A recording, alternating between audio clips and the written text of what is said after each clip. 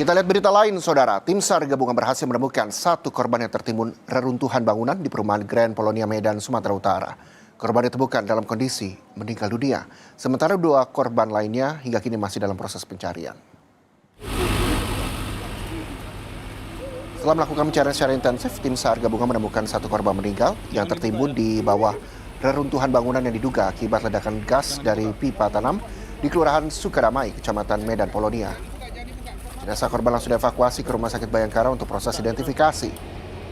Tim SAR gabungan masih terus berupaya menemukan dua korban lain yang diduga masih tertimbun di bawah material bangunan. Proses pencarian terkendala oleh kondisi bangunan yang tumpuk menumpuk dan juga akses masuk yang sempit hingga cukup rawan buat keselamatan. Dari TNI, Polri, kemudian pemerintah daerah, tadi ada juga Damkar, Mabes Sinergi. Saat ini sedang melaksanakan proses evakuasi yang kita coba lakukan mulai dari 19.00 tadi sampai dengan saat sekarang. Objek yang kita cari sudah terlihat secara visual, tinggal akan kita laksanakan proses evakuasi. Harapan kami evakuasi ini berjalan aman, lancar, dan sesuai dengan harapan kita semua. Kuatnya ledakan membuat bangunan rumah hancur roboh. Diduga dua orang masih terjebak di runtuhan bangunan. Evakuasi masih dilakukan terhadap korban ledakan. Sejumlah alat berat dikerahkan untuk mengevakuasi korban yang diduga masih berada di bawah reruntuhan.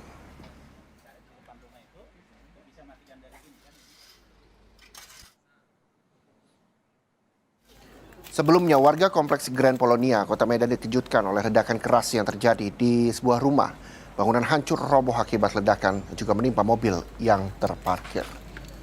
Polisi bilang, dari investigasi awal diduga ledakan terjadi karena pipa gas tanam di dalam rumah yang bocor. Ledakan juga membuat 6 rumah di sekitar lokasi rusak.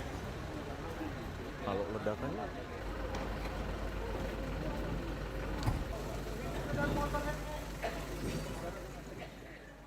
Dan saudara, untuk mengetahui informasi terkini kita akan sapa jurnalis Kompas TV Emir Syahpurba dan juru kamera Dede Ginting di Medan, Sumatera Utara. Emir, bagaimana situasi saat ini dan apakah dua korban yang juga masih dicari diduga masih berada di dalam reruntuhan sudah bisa dievakuasi atau seperti apa kondisinya kini? Ya, selamat siang, Reza dan juga saudara. Memang sampai dengan saat ini, tim SAR gabungan masih terus berupaya melakukan pencarian dan juga evakuasi terhadap dua korban yang masih berada di reruntuhan rumah. Dan memang dari informasi yang kami dapat pasca ledakan yang terjadi pada sore kemarin, terdapat 3 korban yang terjebak di dalam reruntuhan rumah yang berada tepat di belakang saya ini. Dan memang pada pukul 2:20 pagi tadi, satu orang telah ditemukan berjenis kelamin perempuan dalam kondisi meninggal dunia. Dan hingga kini masih ada 2 korban lagi yang masih berada di dalam reruntuhan yang saat ini tim SAR gabungan masih terus melakukan pencarian. Pencarian sendiri terdiri dari sejumlah gabungan dari Basarnas, kemudian juga ada Polri dan kemudian ada dari pihak pemadam kebakaran.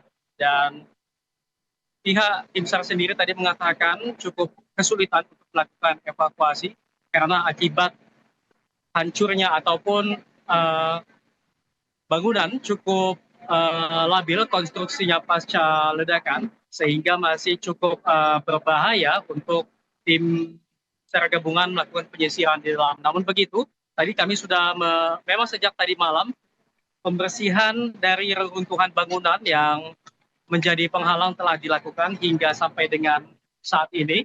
Dan memang kami masih menanti bagaimana proses evakuasi terhadap 2 korban yang masih berada di dalam reruntuhan. Sementara itu, Reza dan juga saudara, ada 4 korban yang memang sejak kemarin telah dibawa ke rumah sakit untuk mendapatkan perawatan intensif maksud kami pasca terjadinya ledakan.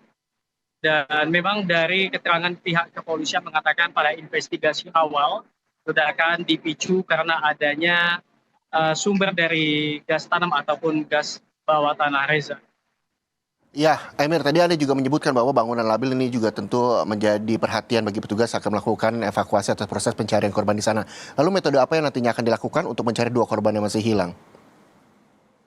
Ya, Reza dan juga saudara, saat kami mewawancarai pihak Basarnas tadinya, mengatakan bahwasannya dalam evakuasi hari ini sejumlah alat dikerahkan, diantaranya kami melihat tadi ada mobil kren, kemudian ada ekskavator dan juga sejumlah peralatan penyelamatan yang tadi telah digunakan, baik untuk menyingkirkan puing-puing ataupun untuk memotong besi-besi yang menjadi penghalang pada saat tim SAR gabungan ini melakukan evakuasi. Dan memang karena besarnya dampak ledakan dan ukuran rumah yang cukup besar, ini menjadi tantangan tersendiri bagi tim SAR untuk dapat melakukan evakuasi.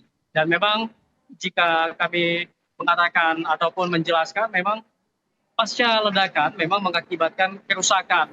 Tidak hanya di rumah yang menjadi sumber ledakan, tetapi juga rumah yang ada di sisi kanan juga sisi kiri ataupun yang di depan yang berdekatan dengan rumah yang menjadi sumber ledakan ini juga terpengaruh. Baik ada kerusakan di bagian pagar rumah ataupun kerusakan kami melihat juga kaca-kaca rumah yang pecah maksud kami akibat dampak dari ledakan pada sore hari kemarin. Reza.